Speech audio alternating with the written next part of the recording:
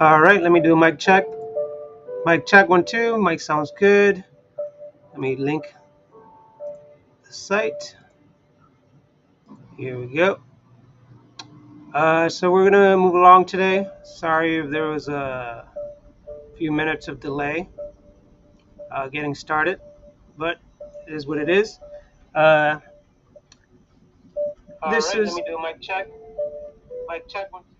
This is Leftist Read-Along. I try to record.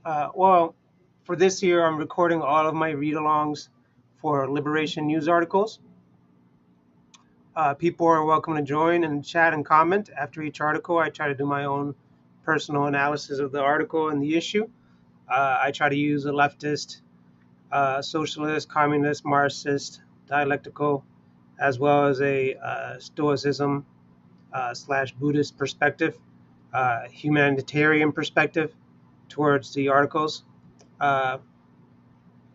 This has led me personally to be a leftist in general on most issues. So here we are. All right, cool. So if you want more information, feel free to check out the description box for the links. And let's move along today. All right, last week I left off on when fascist riots in the UK tell us about the rise of the far right in the US. Today we will start the next article in chronological order. U.S. government provides cover for horrendous Israeli rapes of Palestinian prisoners.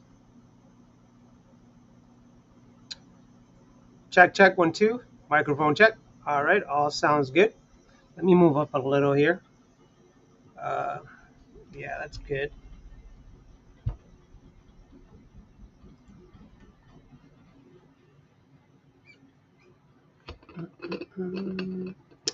If you hear this thing throughout the read-along, is because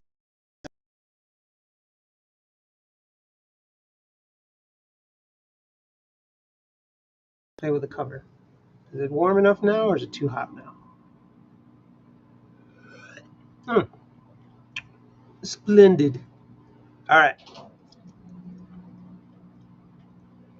So, article for today, we're starting with U.S. government provides cover for horrendous Israeli rapes of Palestinian prisoners. Written by Samina Rahman, August 17th, 2024. The screenshot from Channel 12 News of surveillance footage of Setaiman, I believe the prison's called. And it's the famous picture that most people have already seen of IDF or Israel prison guards taking a Palestinian to the corner for to do all kinds of horrendous sexual acts on him. And the article reads as follows: amidst the ongoing daily genocidal crimes against Palestinians, shocking video footage of a violent gang rape of a Palestinian prisoner carried out by IDF soldiers reaffirmed the moral degeneracy of the Israeli project and a significant segment of its society. Hamas has been so vilified and the Palestinian people so dehumanized by the Zionist and U.S. governments based on totally debunked and thoroughly false allegations that on October 7th, Palestinian liberation fighters committed mass rapes of Israeli women.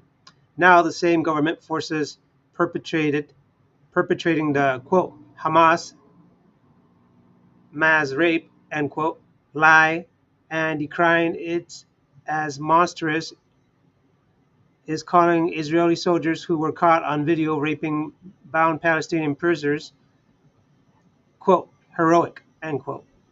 For public consumption, Washington has decried the prisoners' rapes, but called on the Israeli government, the perpetrator of the rapes, to investigate itself.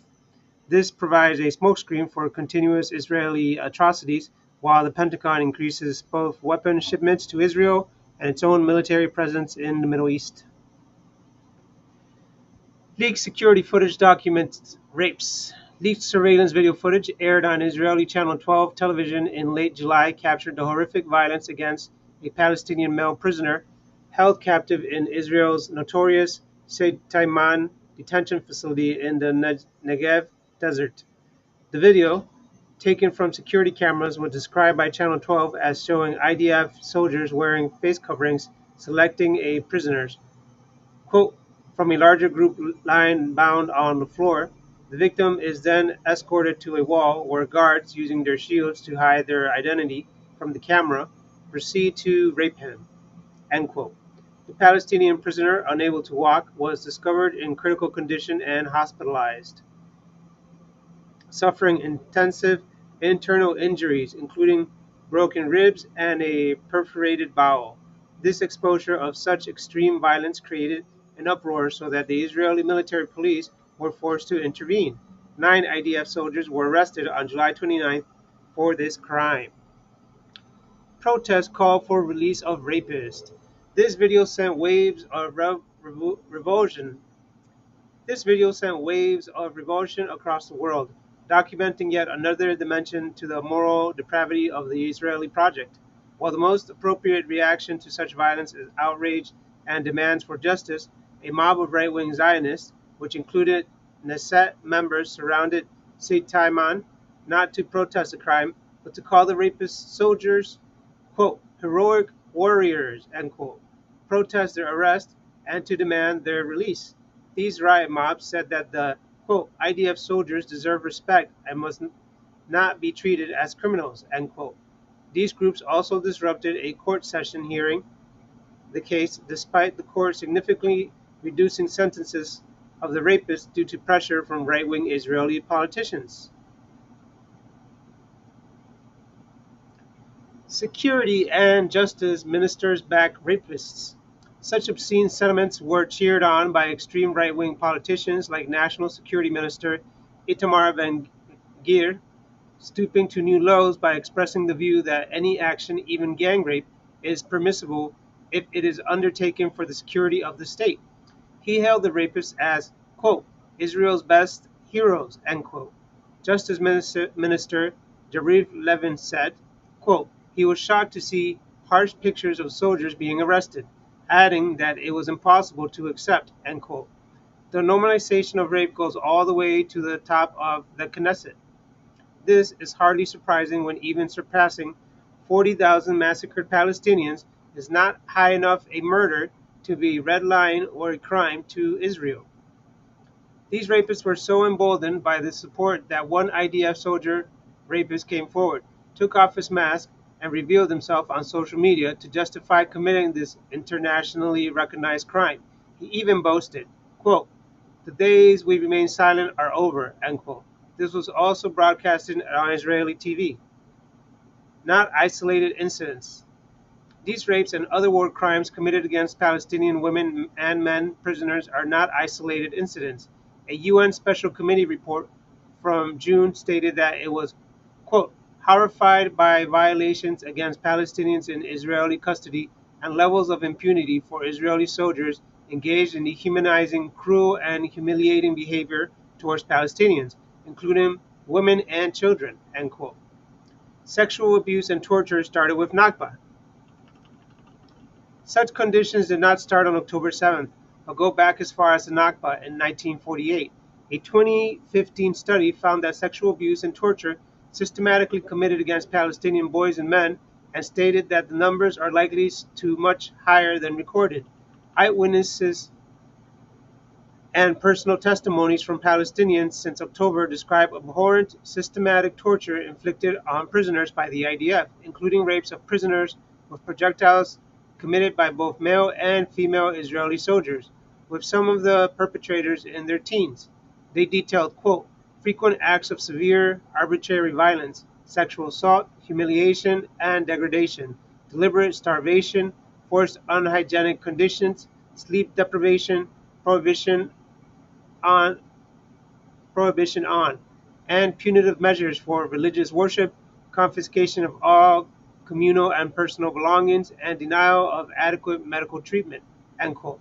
The UN report also found that, quote, men, women, and even children face such threats as violence in addition to intimidation through the use of dogs by Israeli security forces. End quote.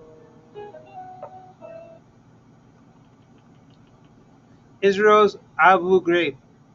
Palestinian human rights groups Samidun and Al-Mizan have described the abuses as reminiscent of the indescribable abuse committed by U.S. soldiers in Abu Ghraib and Guantanamo Bay.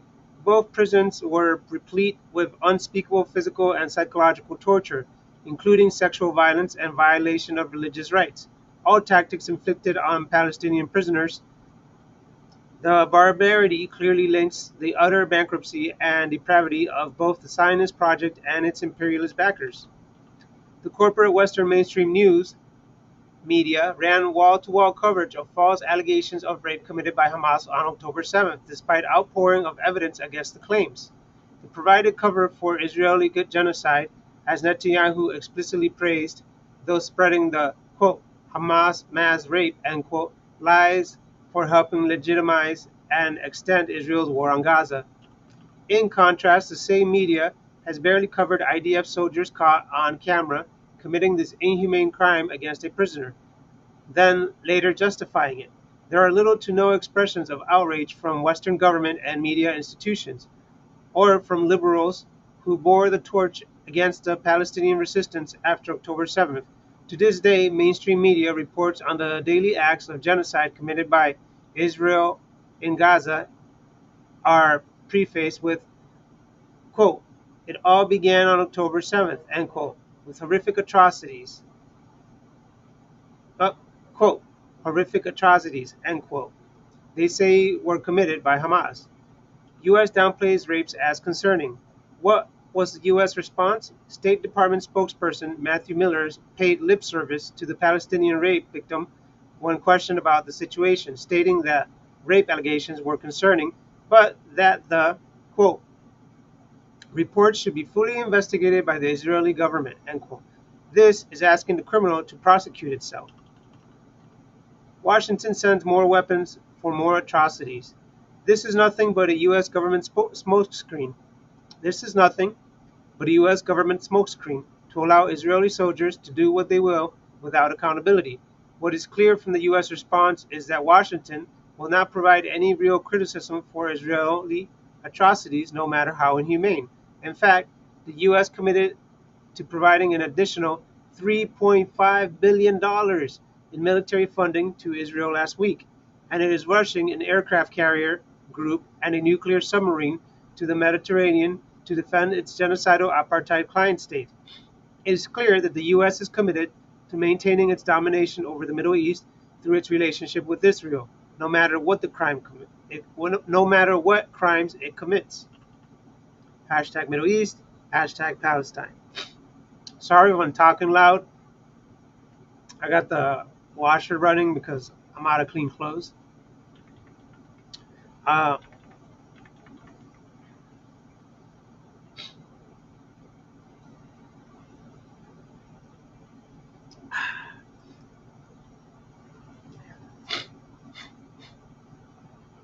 yeah, so, I mean, there's not much else I can say to this. Um, I'm glad that they brought it back to Guantanamo Bay. It's just horrific that the bar is set so low now for both parties.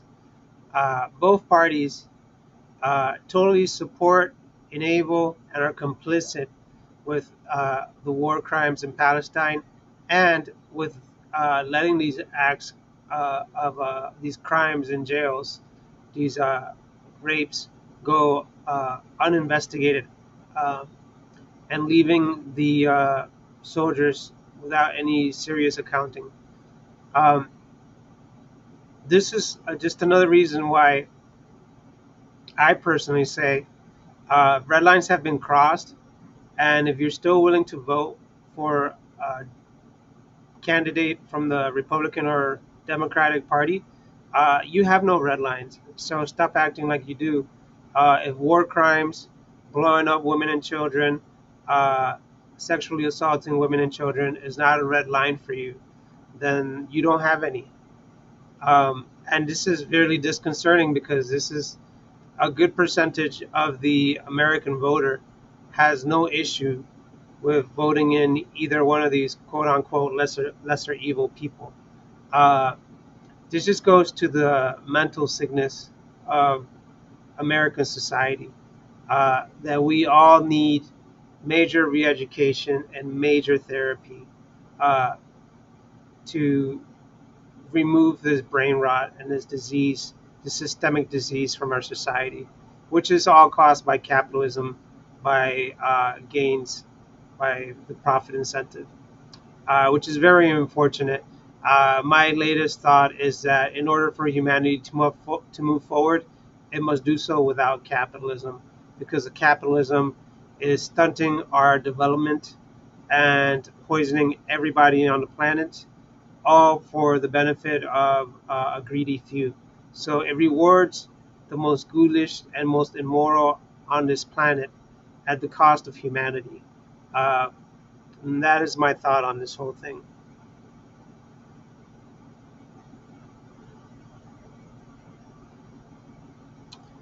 All right, let's see. Next, battle on boardwalks. Uh, Let me check my audio again. Audio check 1 2 1. It's working correctly so people can hear me clearly. And hopefully you don't hear the washing machine. Uh, all right, but I'm gonna keep moving forward.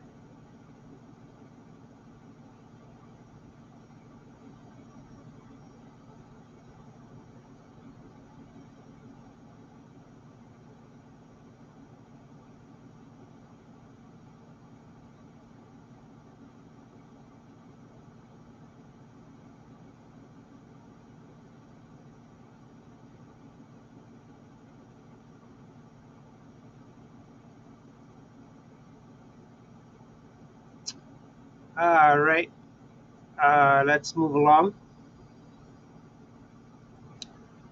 Actually, the washing machine is more annoying for me.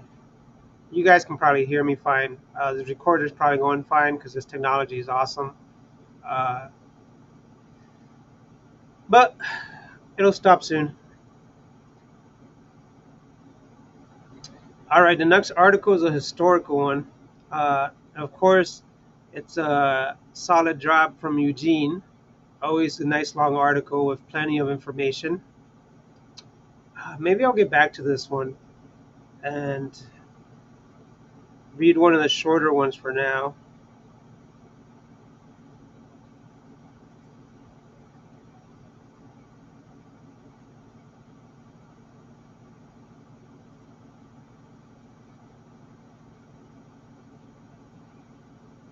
Okay, here we go. Here's a short one.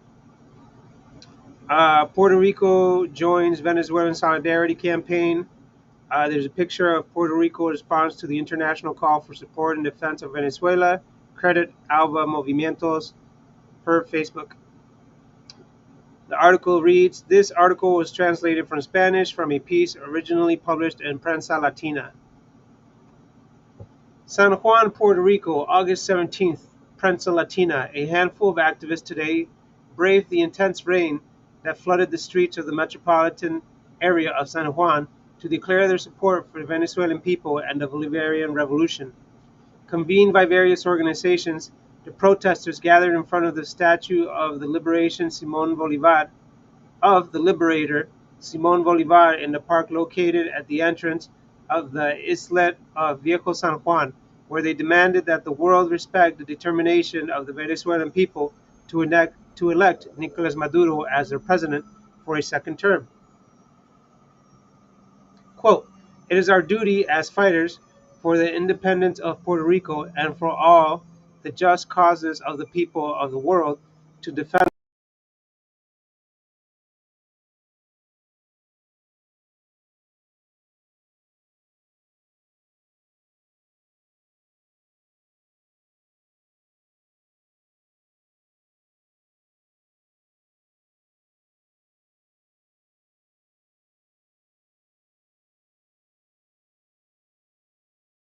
they invest millions in creating and supporting far-right fascist movements," end quote. She added. The spokeswoman of the Puerto Rico chapter of Alva Movimientos, which includes the Socialist Front, Frente Socialista, the Cuba Solidarity Committee, Comité de Solidaridad con Cuba, the No More Promises Brigade, Jordana Se Acabaron las Promesas, and the Nin Negron movement, among Nin, Nin, excuse me, and the Nin Negron movement, among other organizations, declared that the counter-revolutionary forces will fail in their action against Venezuela and Cuba. Vieira maintained that, quote, "There can be no dictatorship in a place where, in a presidential election like the one that took place last July 28th in Venezuela, 38 political parties participated and 10 candidates ran," end quote. For this part, Gerardo Lugo Segarra, president of the Nationalist Party of Puerto Rico Liberator Movement, Partido Nacionalista de Puerto Rico Movimiento Libertador, said that they will stand with the Bolivarian Revolution, with its president Nicolas Maduro, and with the Venezuelan people in the face of the attempts of U.S. imperialism and its lackeys of the European Union to undermine their stability. Milagros Rivera, president of the Solidarity Committee with Cuba, lamented in conversation with Prensa Latina that the afternoon's intense rain prevented people committed to the cause from participating. Quote, "Traffic was cut off in many places due to flooding," end quote, she said. Militant poet William Perez Vega closed the event with a poem dedicated to the struggle of the Venezuelan people and to solidarity with their cause in the face of media attacks on President Nicolas Maduro. Vega's poem read, "Those same colonizers, masters of extermination, expropriators of native wealth, who put crosses on their swords or make crosses with their swords, who have never wanted the people to rise up, who instead of manna rain down shrapnel,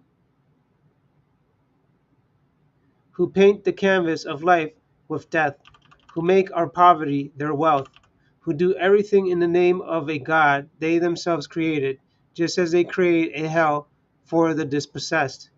Those who feed on our dead, who know where our desaparecidos are, who entered our paradise without permission only to gift us their hell, who changed our prophecies for their sacred book, those who massacred Chile and took the Malvinas, the friends of Duvalier, Pinochet, Vendela, Somoza, Trujillo, and any other Hitler, even if they call her Corina.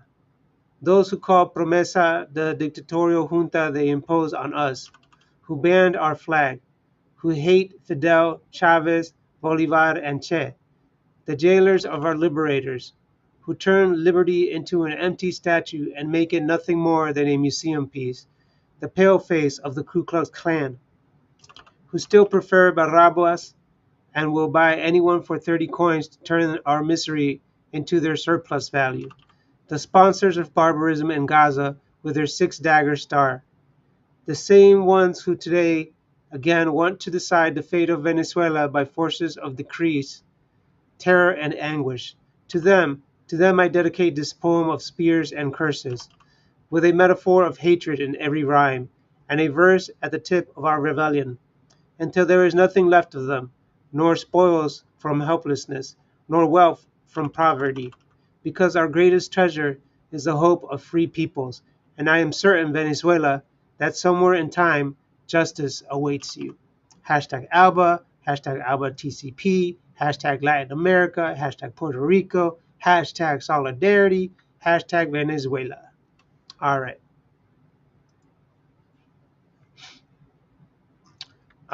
Solid article. Obviously, the most important part about this article is the poem, and very descriptive poem about what the empire really is.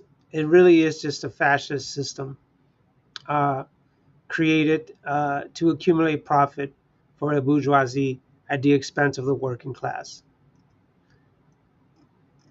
Solidarity with them and with Puerto Rico. I mean, with Venezuela, with Puerto Rico.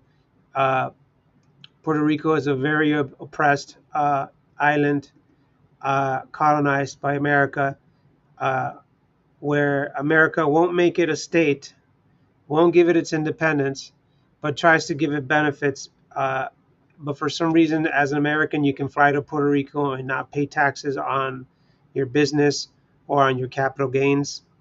It should be the contrary. You should pay more taxes, and it should fund the Puerto Rican people. But we live in the upside down due to the cruelty of capitalism and capitalist greed. So here we are.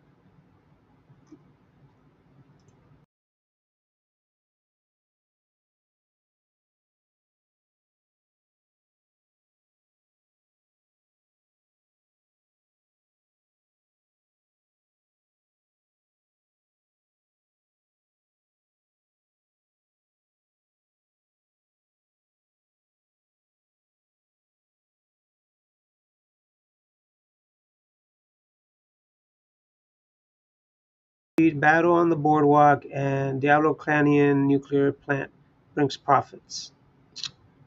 I'm going to do a quick recess so I can go get my laundry or get my laundry going.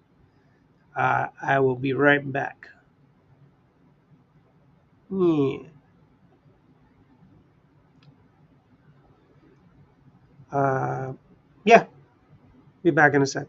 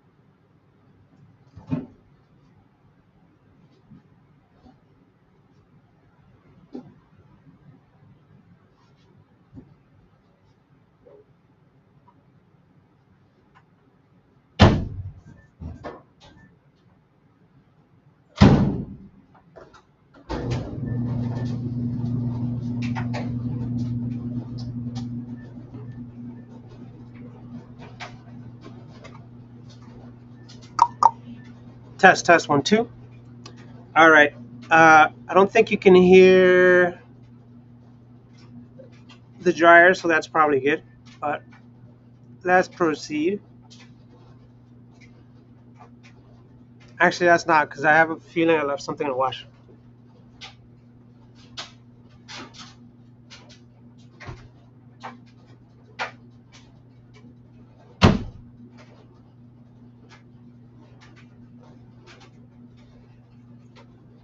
Okay, I'm back. And I didn't leave something in the washer. It's just me always double checking things. All right, let's continue with the next article.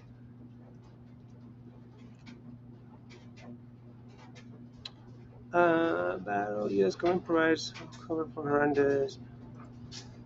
All right, this next article is a solid one by Eugene as usual.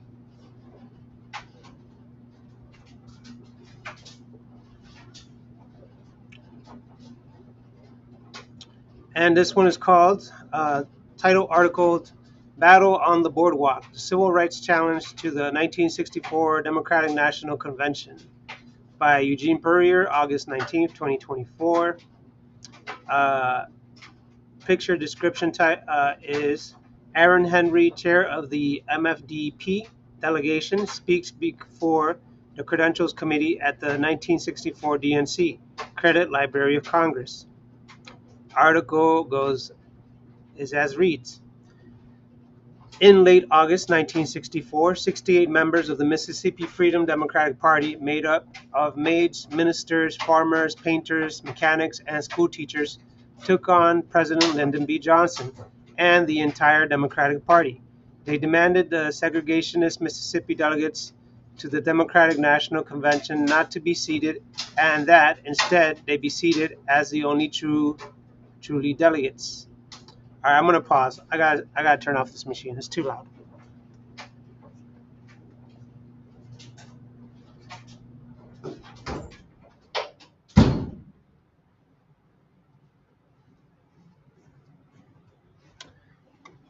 I can just dry my laundry later. All right. Let me continue here. They demanded the segregation.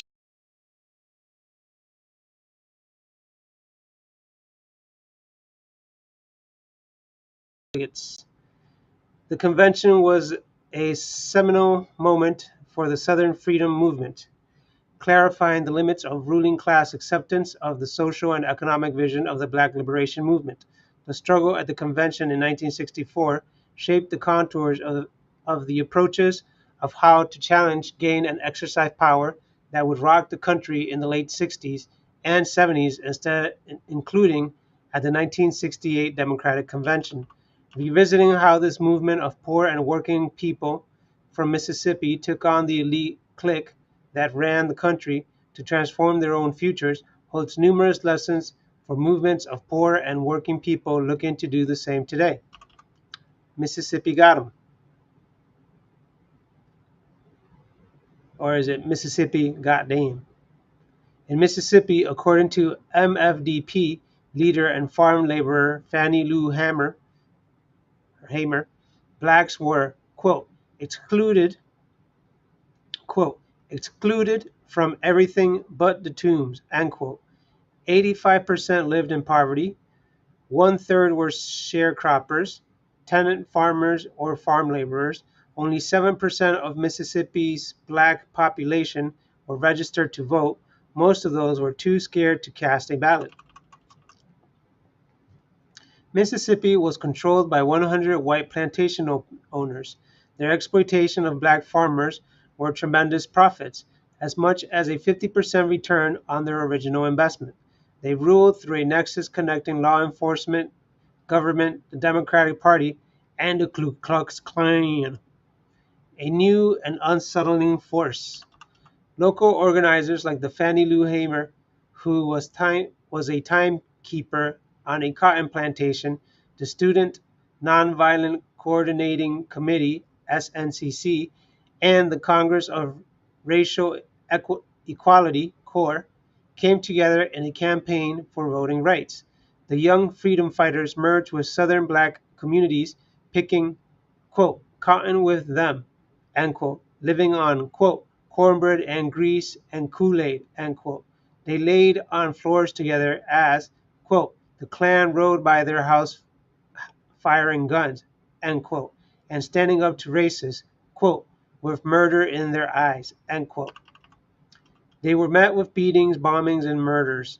Where naked terrorism failed, authorities manipulated the registration process, frustrating all but a few attempts to join the voter roll.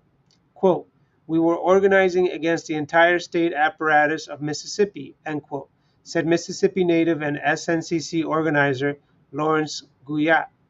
Quote, we had to nationalize the issue, end quote. They decided to set up a political instrument that, according to SNCC's Mississippi Project Director Bob Moses, quote, would be responsible to the people, an organization that they actually controlled, end quote. Freedom Democrats. The Mississippi Freedom Democratic Party was founded in April 1964. Meetings were held across the state to build it. According to a volunteer, quote, hundreds of people risked their lives and jobs to come, end quote. Victoria Gray, a party leader from Hattiesburg, described the atmosphere. Quote, we were doing our politicking, we were making our speeches, it was the most exciting thing, end quote. All organizing was under the cloud of Klan police repression. In Neshoba County alone, 11 were lynched in the spring and early summer, including 3 civil rights workers. In Greenwood, police deputized Klansmen, including Byron de la Beckwith, who assassinated Medgar Evers in 1963. Despite this, 2,500 gathered in early August for a convention. Quote, proud people sitting purposefully under their county signs, LaFleur, Sunflower, Amite, just the name, just the names themselves, everyone resonant with memories of sacrifice, bloodshed, and struggle, end quote. They championed the right to vote, quote, without fear, end quote, quote, freedom to learn, to attend good schools, end quote, and freedom from, quote, hunger and want, end quote. MFDP rejected anti-communism and collaborated with anyone willing to help, even if they were, quote, Reds, end quote. They chose to challenge the segregationist Mississippi delegation to the DNC based on party rules. A convention challenged offered a chance to dramatize the brutality of the Mississippi establishment to a national audience and strike the segregationist establishment. President Johnson's dilemma. The president was the majority choice of the powers behind the political throne. The Democratic National Treasury had benefited heavily from, according to the New York Times, quote, fat cat donors, end quote. Even many Republican business executives favored President Johnson over his opponent, Arizona Senator Barry Goldwater. Johnson was favored by elites for his centrism, maintaining the general status quo that had been quite profitable for business, with just enough giving to labor to generally keep the peace. Johnson had righted the ship, and after the JFK assassination and with the passage of the Civil Rights Act, seemed to be handling the push for equal rights. He had also remained, quote, tough on the commies, end quote, engineering the Gulf of Tonkin incident to justify U.S. intervention in Vietnam. The convention was a chance to wrap it all up in a bow and crush Goldwater in a landslide. The Mississippi Challenge was the fly in the ointment. Segregationists were already defecting to Goldwater in many states, but Johnson was confident he could not hold a chunk of the South. However, if the Mississippi, quote, regulars, end quote, were ejected for the MFDP, Southern delegates would walk out en masse, giving Goldwater a new lease on life. Further, it threatened to create a new power center less controllable by party elites, as SNCC leader James Foreman detailed. And the detail reads as follows. The power base operating for SNCC involved not only the Mississippi Freedom Democratic Party, it also had the political and moral support of many students, churchmen, radicals. Americans moved to action by indignation about the denial of the right to vote in the South. These forces not only disturbed Democratic officials, but also disrupted the old arrangements between the Democratic Party and the white-dominated liberal labor leadership circles. If this newly emerging political force were allowed to grow in strength, its influence would further weaken the influence of the old-time brokers between the mass of black people and the Democratic Party. That possibility signaled danger, for they could not control us.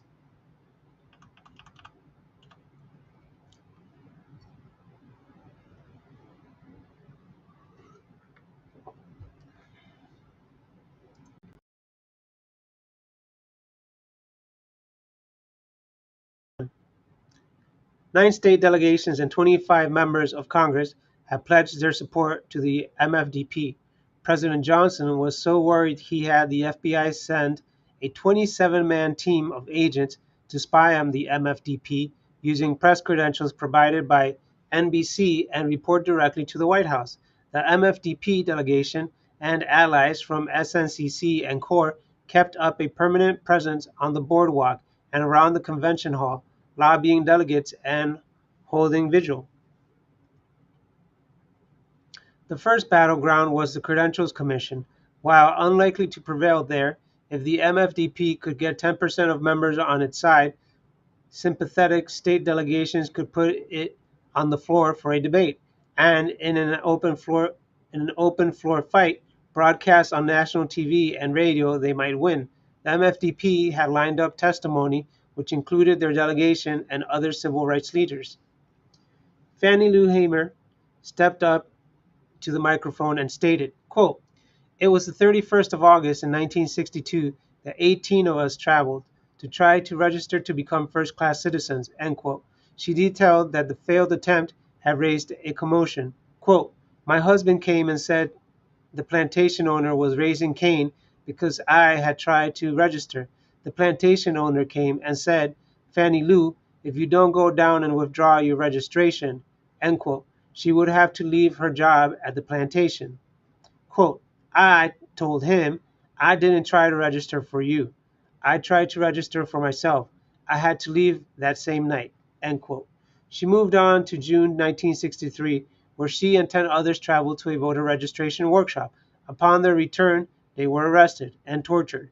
Quote, "I was carried into another cell where they had 2 Negro prisoners. The state highway patrolman ordered the first Negro to take the blackjack." End quote. Then, all of a sudden, Hamer disappeared from TV. A, quote, "fire bell," end quote, had gone off in the White House, and Johnson quickly called a press conference to knock Hamer off the networks. However, the president miscalculated. That evening, Networks News played the rest of her testimony to an even larger audience. After the first, uh, the description reads, after the first Negro had beat until he was exhausted, the highway patrolman ordered the second Negro to take the blackjack. The second Negro began to beat. I began to scream, and one white man got up and began to beat me in my head. All of this on account we want to register, to become first-class citizens. And if the Freedom Democratic Party is not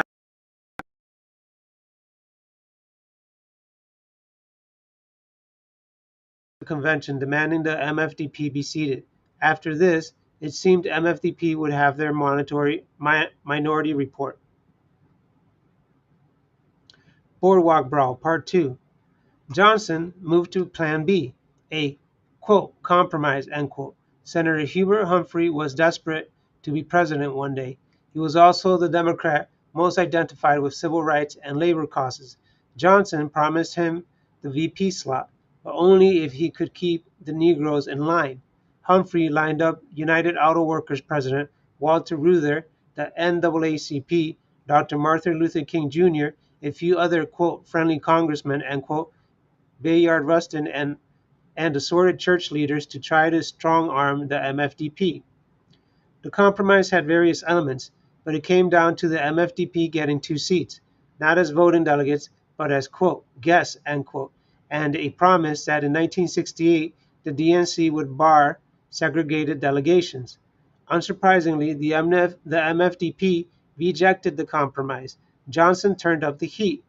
Reuther called Joe Rao, MFDP attorney, and told him if the compromise wasn't accepted, his lucrative labor law practice was finished.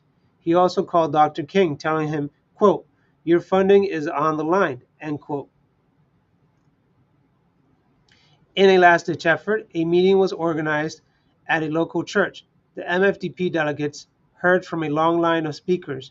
Bayard Rustin, organizer of the March of Washington, and participant in the first ever Freedom Ride in 1947, for which he did time on the chain gang, told the delegates, quote, "You must accept a compromise," end quote. Even Dr. King spoke, elliptically, in favor of compromise. Still, the Freedom Democrats held fast. No compromise. As Hamer put it, quote, "We didn't come all this way for no 2 seats," end quote.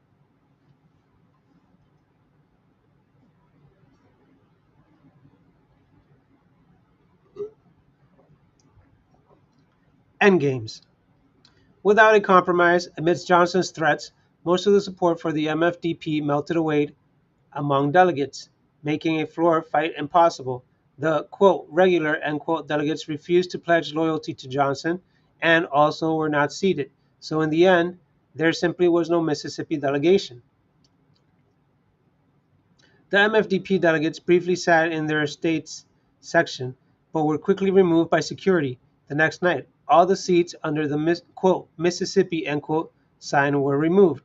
Johnson was nominated by acclaim, and the convention moved on. Johnson himself reveled in the success, flying back to his Texas ranch to celebrate. Among MFDP delegates, quote, some were dejected, while others were angry, and still others were ready to move on.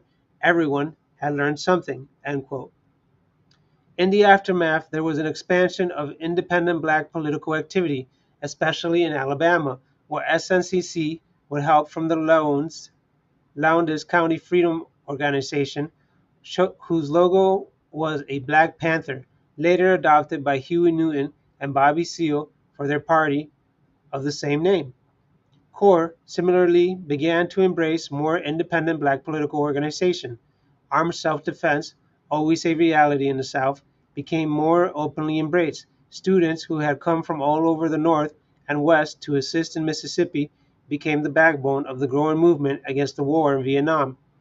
The anti-McCarthyite attitude cultivated by SNCC helped lead to the growth and circulation of radical ideas among millions of those engaged with the movement. Alongside the assassination of Malcolm X, the Watts Uprising, Dr. King's efforts to integrate the Chicago suburbs, the growing war in Vietnam, and the revolutionary process in Cuba and China contributed to a deepening challenge to the status quo, one that would be on full display in the 1968 DNC, where Johnson had been forced out due to Vietnam and massive protests against the Democrats were met with extreme violence from Chicago police. Martin Luther King Jr. had been killed earlier that year for daring to lead poor people towards a vision of a sort of socialism, and the Black Panther Party had skyrocketed to fame with their revolutionary vision. While it wasn't quite clear at the time, the Atlantic City Convention was an inflection point. It marked a shift into a more confrontational phase of the quote, the 60s, end quote, where the interests of capital were challenged by various increasingly radical visions of social reform and in some cases revolution. In our current moment, it has left us a legacy that helps guide us today. First and foremost, it's a striking confirmation of the ability of poor and working class people to organize and take on powerful forces under their own leadership. Secondly, the ruling class concedes to reform due to non-benevolence, due to benevolence, but duress, and when the excuse me, let me start that last paragraph again because it's the most important one. First and foremost, it's a striking confirmation of the ability of poor and working class people to organize and take on powerful forces under their own leadership. Secondly, the ruling class concedes to reform due not to benevolence but duress, and when the demands become too much, they will move viciously to close down the political space for progress. Third, any social movement looking to make changes must avoid all unprincipled compromise. Expediency is always counseled to those looking to shake things up, but it's rarely the way to shift the political winds. Hashtag anti-racism, hashtag government, hashtag racism, hashtag US working class.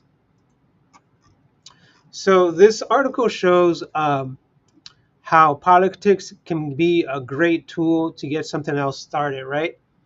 Let me directly correlate that to, like, say, a third party like the Green Party or a PSL. Uh, you may not have political wins per se in the short term, but rejecting the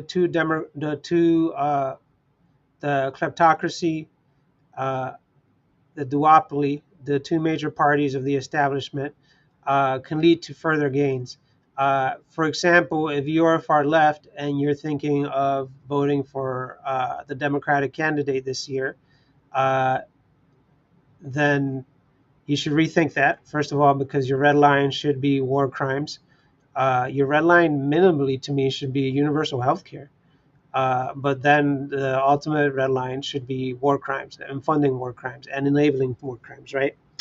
Uh, Giving away your vote to this party is not going to make the difference.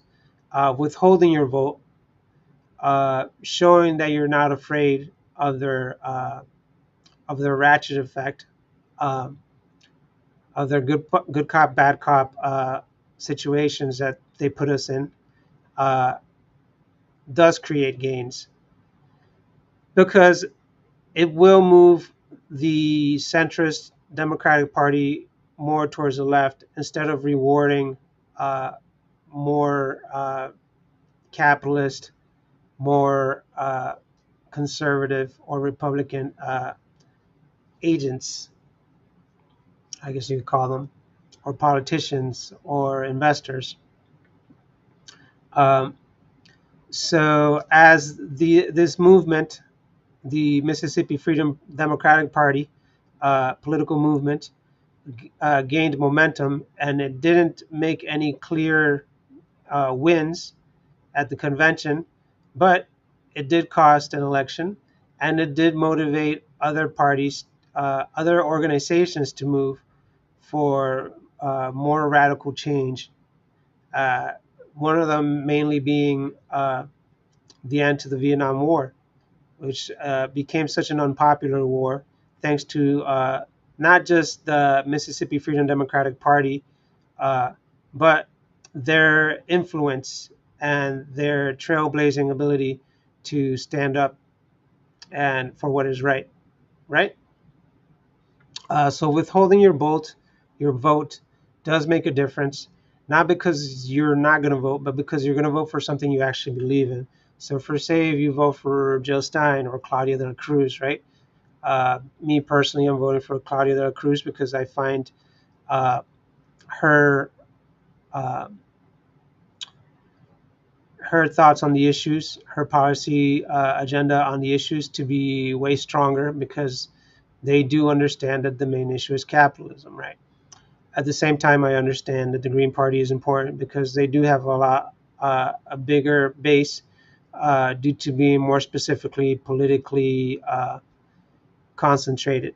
They're more into votes and elections, as opposed to liberation or PSL being more into organizations of education, of creating a strong backbone through dialectical materialism and education. But they do also start elections, and they're growing. So I support both. But for me personally, it's Claudia de la Cruz. Uh, and in this election, withholding your vote from the Democrats or the Republicans and uh, giving your vote or voting for a way more leftist uh, candidate not only shifts the Overton window more to the left, but it gives momentum to these organizations or smaller parties, hence creating a snowball effect of influencing more people to look into or be more interested in left policies.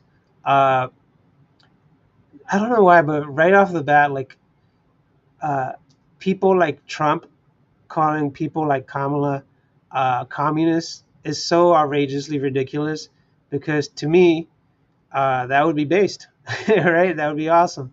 Uh, but to most people, it's supposed to be like it's a win for Trump uh, to call Kamala a a communist or a leftist or a socialist. Like, give me a break. Who doesn't want universal health care? Who doesn't want living wages? Who doesn't want to seize the means, which means like abolish all the billionaires? Who doesn't want, living wages, mandatory housing and food for everybody? Uh, and who doesn't want a true democracy where everyone gets to vote and your vote actually weighs as much as the vote of any other person in the United States? Anyways, but yeah, so this is important.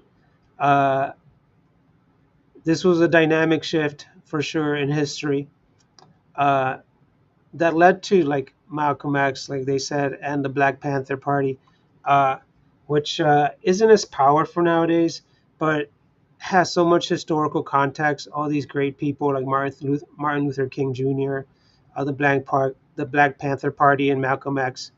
Uh, and let's not forget the this party, which has a super long name.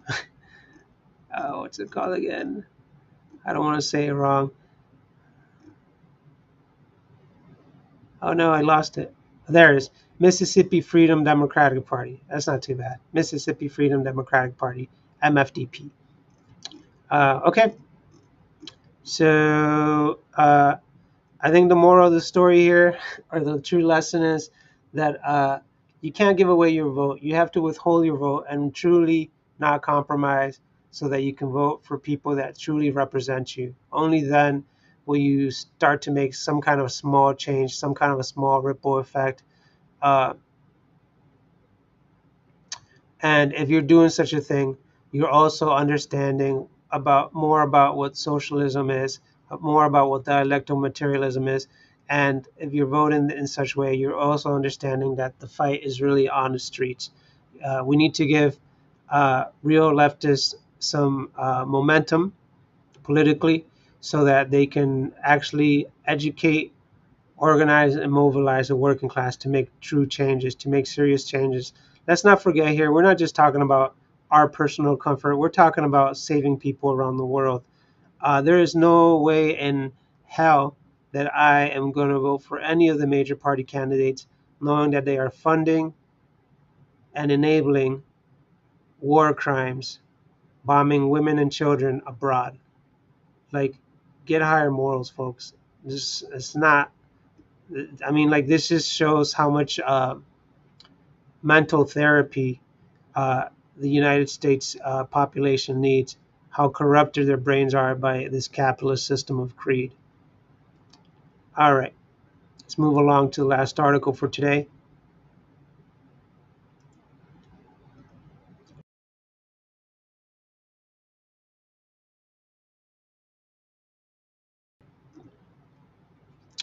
All right, everything's good. Microphone check, 1 2 1 2. Okay. All right, so let's move along here and finish this off.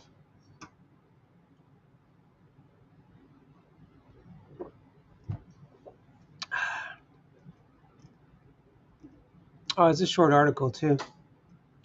But this article reads, title: Diablo Canyon Nuclear Plant Brings Profit for PG&E, Deadly Risk for Residents, by Tina Landis, August 19th, 2024. The picture is of Diablo Canyon Power Plant, Credit Flicker Nuclear Regulatory Commission. Tina Landis is an author of the book Climate Solutions Beyond Capitalism, a book that I want to get. Climate Solutions Beyond Capitalism. I need to buy this book. I believe I'm going to the Liberation Center in Boston this weekend, so I might grab this book. And I'm going to the local PSL for a screening this week, so maybe they have it there tomorrow as well. I'm going to take some cash with me, do a little spending, do a little treat for myself. But the article is as reads. Despite opposition from residents and environmental organizations, California's legislators passed Senate Bill 846 in 2022 to extend the life of the dangerous, aging Diablo Canyon nuclear facility, located on the Central Coast, surrounded by several fault lines. One has to question why a nuclear facility was placed in an earthquake zone to begin with, much less allowing it to continue to operate well past its retirement date. The world witnessed what can happen to a coastal nuclear facility in an earthquake zone when the 2011 Fukushima disaster triggered a meltdown that displaced nearly 500,000 residents. With vast amounts of radioactive water still being released into the ocean today, as long as Diablo Canyon remains open, Californians live with the constant risk of suffering the same type of disaster. From its inception, Diablo Canyon has little public support. Protests occurred regularly during its construction, and thousands were arrested for civil disobedience action in 1981. In the 1970s and 1980s, California's three largest utilities spent billions of dollars building dangerous and costly nuclear plants like Diablo Canyon, which resulted in skyrocketing rates for customers. Big industry fought back against these increased energy costs, which resulted in deregulation bills consisting of multi-billion dollar bailouts to the state's utility companies to cover their costs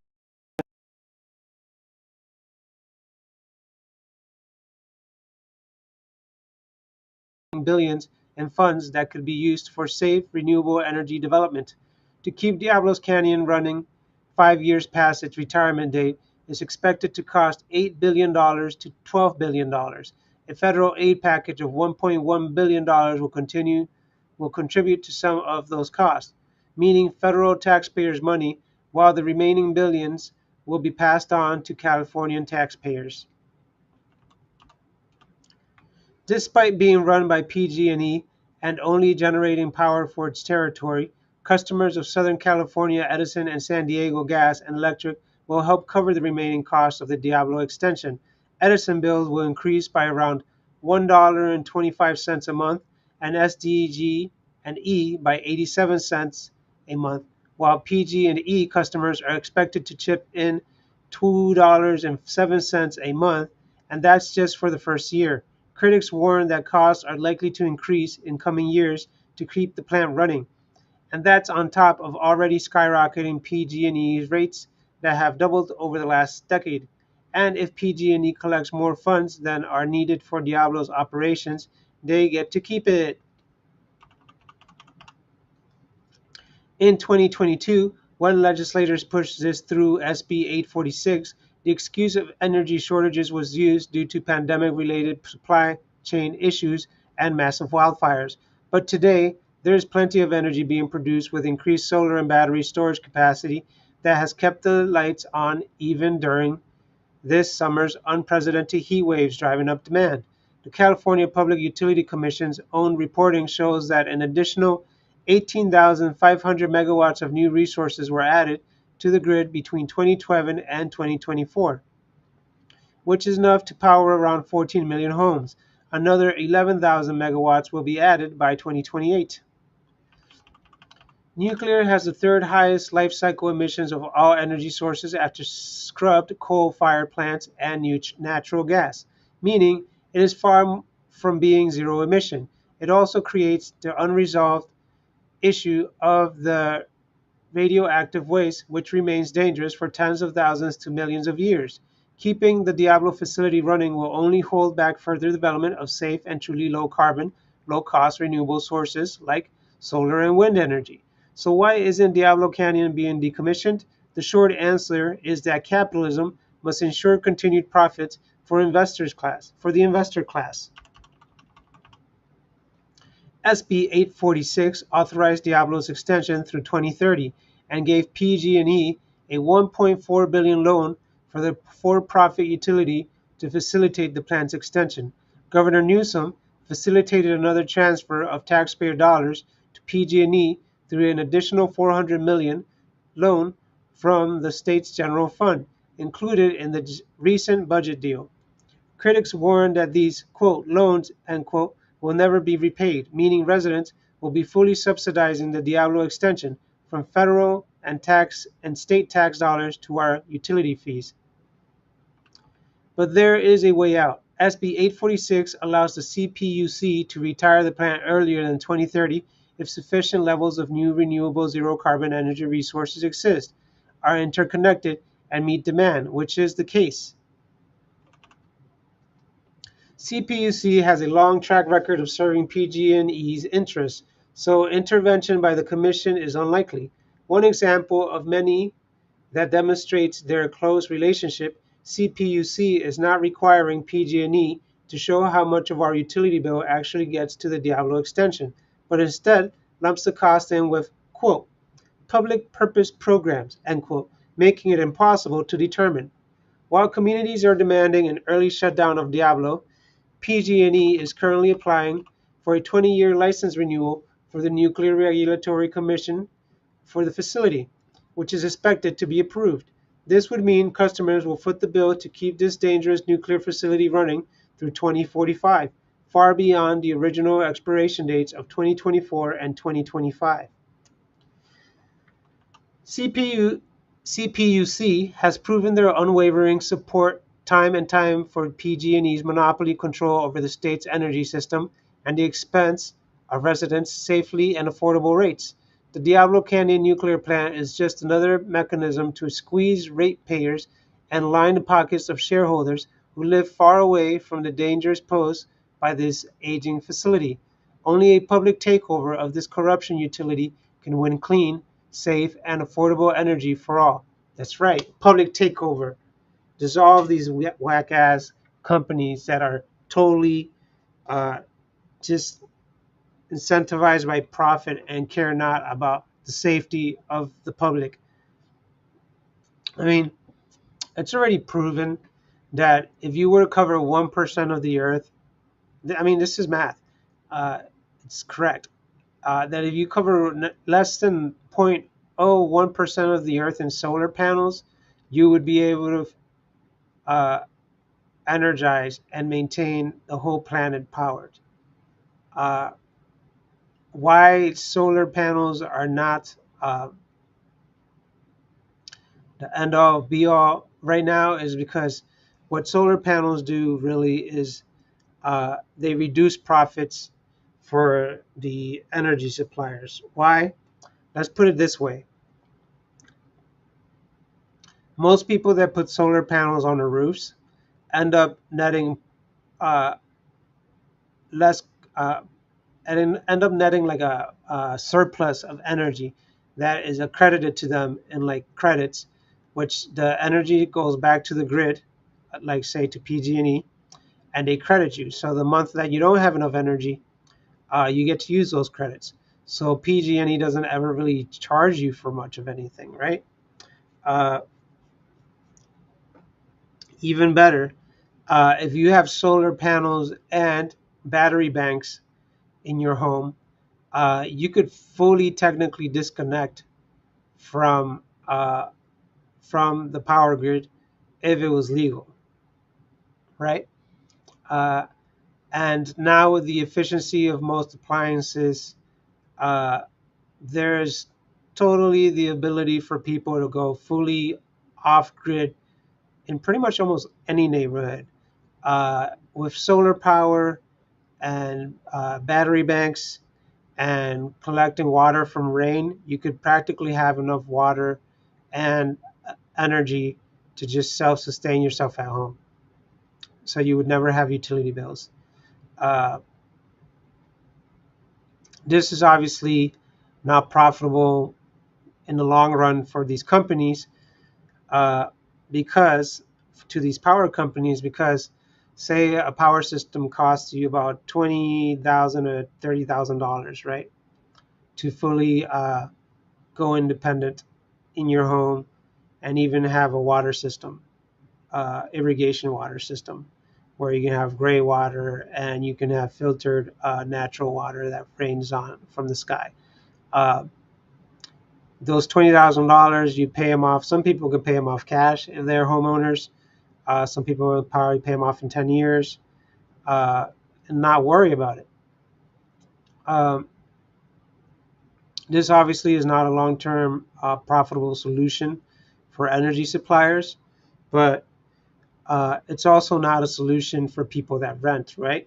So the next step would be for renters, uh, buildings, to have their roofs fully aligned with solar panels and have solar banks. Uh, I don't see why every single roof on every single major building in America doesn't already have solar panels. Or now they're creating solar windows where the windows are generating electricity for people. Uh, there's also the issue of like how solar panels disrupt the migration of birds. That needs to be looked into more. Perhaps if there are black solar panels or solar panels that are not reflective, then that's not an issue anymore. Um, I don't know, but From what I see, most solar panels aren't reflective anymore. Uh, they're more like opaque or something, or matte. Uh, but yeah, PG&E.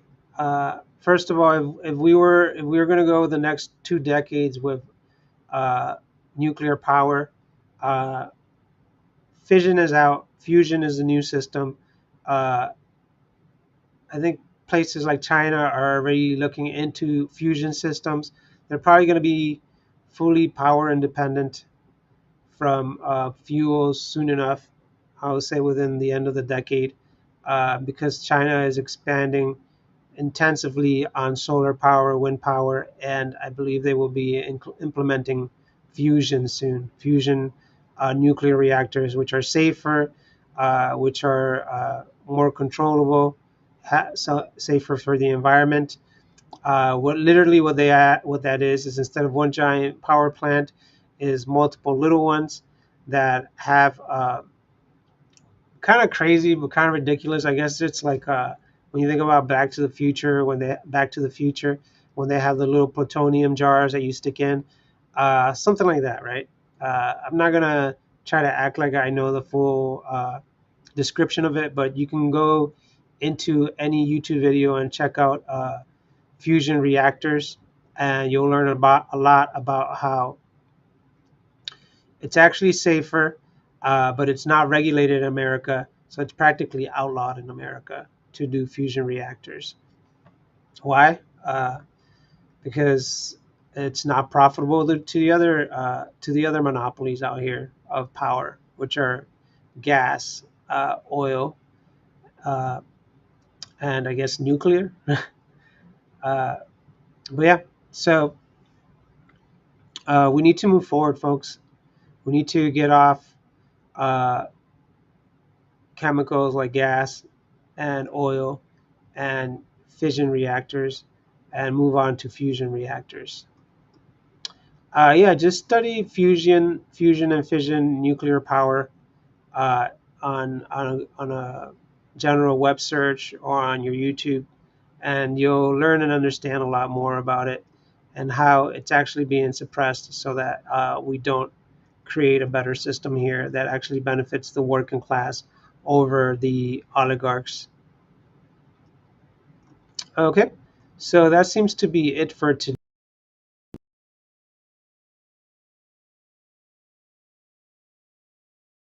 Battle, Sudanese Communist Party, U.S. government provides. All right, yeah, I'm all up to date on the articles here. Doesn't seem like they're dropping anything. This was a DNC convention this week, uh, where none of them really spoke up against the war crimes in Gaza, uh, or the all the crimes committed by the IDF in Israel. Total ghouls. I'm sure articles on that will be dropping soon, so I'll be on those soon enough. All right, everybody, have a great rest of your week and a great weekend. Again, this is Mario. Feel free to read the description below and use this to read along.